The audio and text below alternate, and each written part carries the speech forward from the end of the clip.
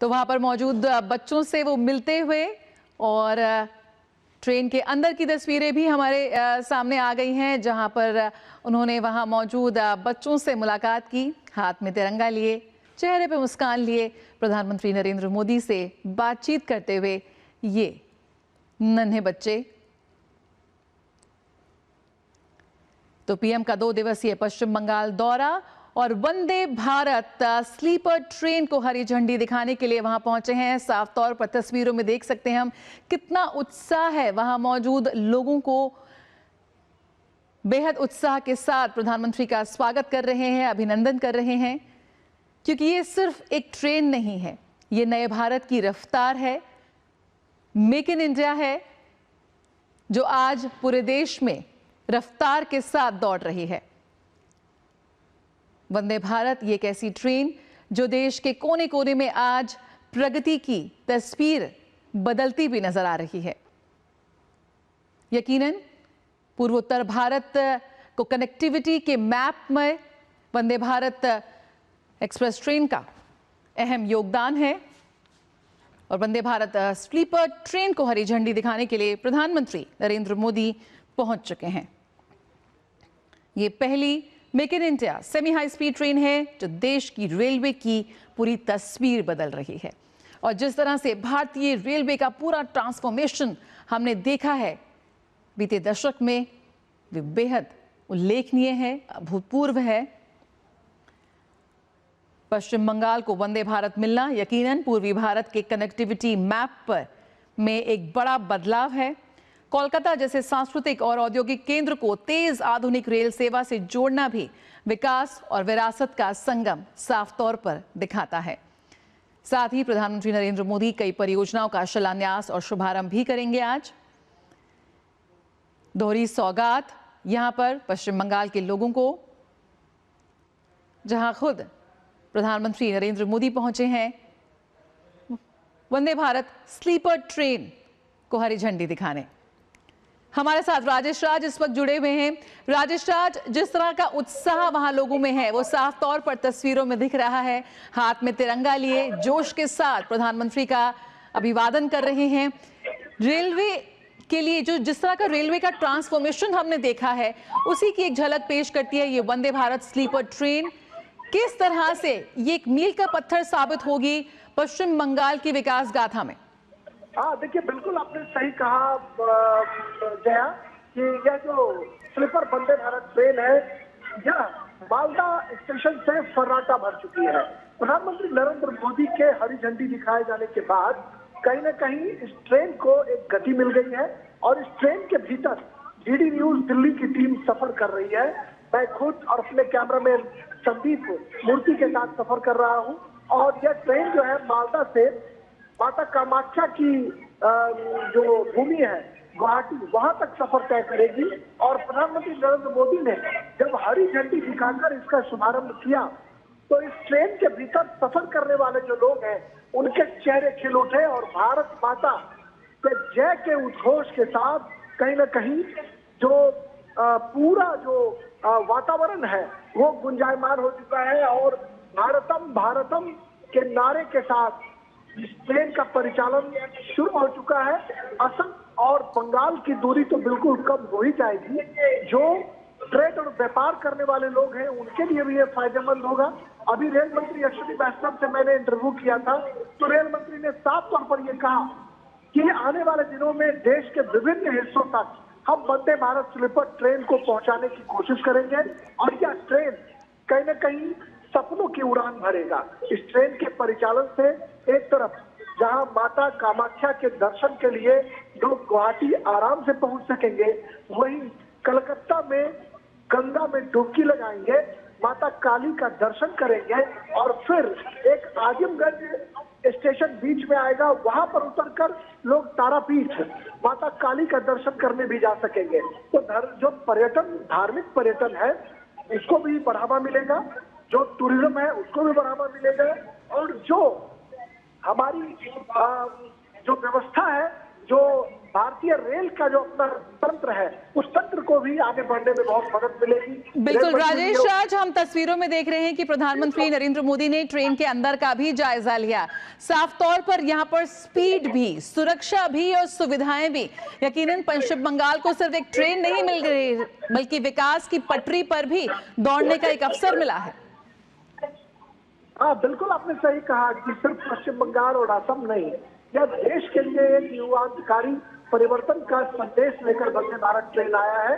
जब Vande Bharat chair car की शुरुआत हुई तो आपको याद होगा कि जब पहली मर्तबा दिल्ली से बनारस के लिए ट्रेन खुली थी, फिर दिल्ली से जम्मू के लिए ट्रेन खुली थी, तो लोगों ने यह कल्पना नहीं की होगी जया कि भारत में एक सेमी हाई स्पीड ट्रेन का परिचालन हर एक शहरों के लिए हो।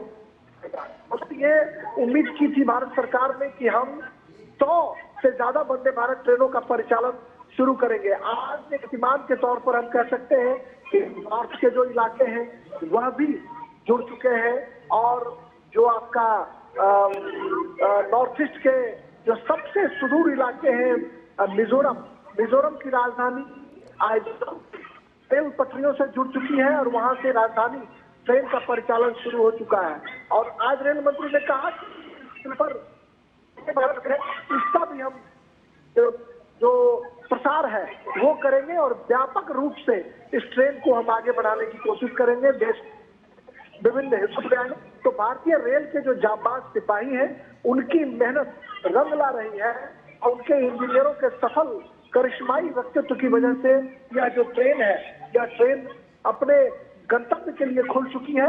और ये मानता हूं कि ये मील का पत्थर इसलिए भी साबित होगा कि धार्मिक पर्यटन में रुचि रखने वाले लोगों यहाँ इस ट्रेन सफर करें, वहीं न्यू जलपाईगुड़ी से गुवाहाटी जाने वाले और न्यू जलपाईगुड़ी से हावड़ा जाने में जिन लोगों को एक बोझिल सफर का सामना करना पड़ता था, उनके लिए ये वंदे भारत ट्रेन सुहाना सफर का आनंद जो है वो उपलब्ध कराएगी। बिल्कुल, कोलकाता, हावड़ा, न्यू जलपाईगुड़ी जैसे रूट्स पर यात्रा का समय घट रहा है, बिजनेस मूवमेंट तेज हो रहा है।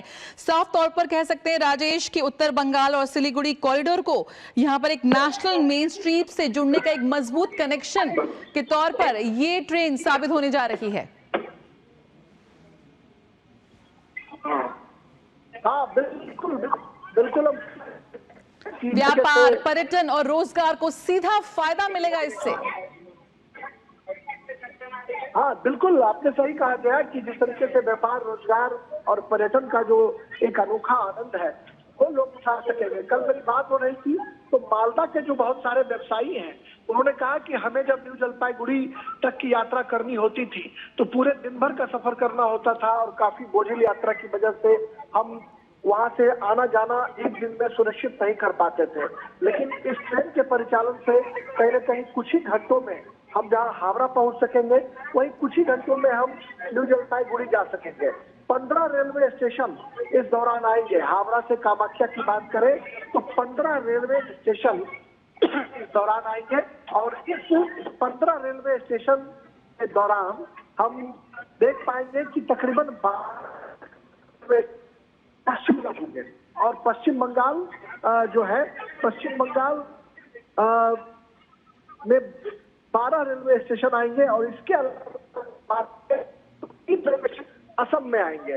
तो इस और पश्चिम बंगाल की दूरी कम हो जाएगी और प्रधानमंत्री लगातार ये कहते रहे हैं कि पूरब के विकास के बिना देश का विकास संभव नहीं है।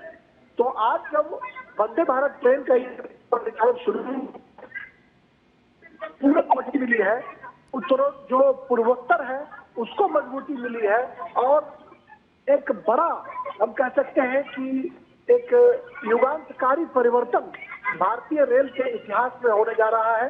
और इस ट्रेन का परिचालन जब देश के विभिन्न हिस्सों तक होगा तो हम कह सकते हैं कि एक बड़े फलक पर भारतीय रेल की धमक पहुंचेगी। भारतीय रेल दुनिया भर के मुल्क के साथ अपने को कम्पीट करने के लिए कहीं न कहीं आगे बढ़ रही है।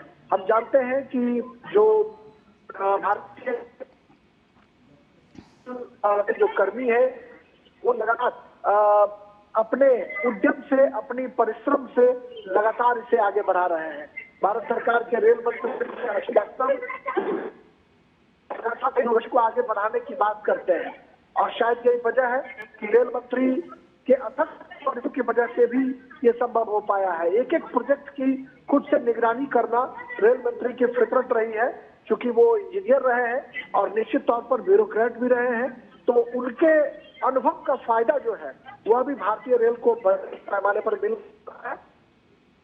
रेल जिस तरीके से भारतीय रेल की प्रगति को मिल रही है, हम कह सकते हैं कि आने वाले दिनों में जब बुलेट ट्रेन का परिचालन शुरू होगा तो निश्चित तौर पर भारतीय रेल का इतिहास और भी स्वर्णिम होगा और भारतीय रेल दुनिया भर के मुल्क के रेल नेटवर्क से वे अपने को कम्पीट कर सकेगा।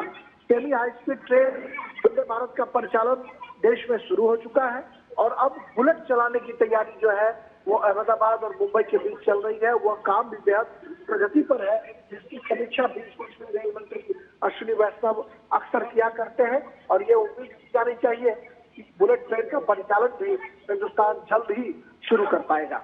बिल्कुल। और राजेश, यहाँ पर साफ तौर पर ये ट्रेन सिर्फ एक ट्रांसपोर्ट नहीं, ट्रांसफॉर्मेशन का प्रतीक बन चुकी है।